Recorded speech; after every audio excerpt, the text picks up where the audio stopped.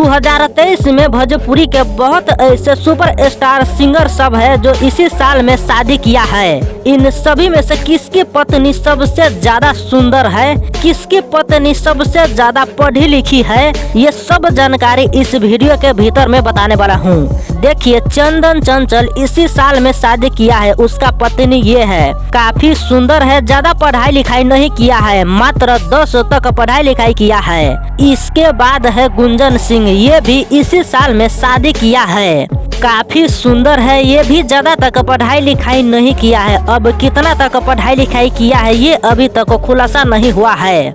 इसके बाद है अरविंद अकेला, कल्लू जी शिवानी पांडे, ये भी इसी साल में शादी किया है। कल्लू की पत्नी काफी सुंदर है, काफी क्यूट है, ये अभी तक पढ़ाई कर ही रहा है। अब कितना तक आगे पढ़ेगा ये आगे पता चलेगा।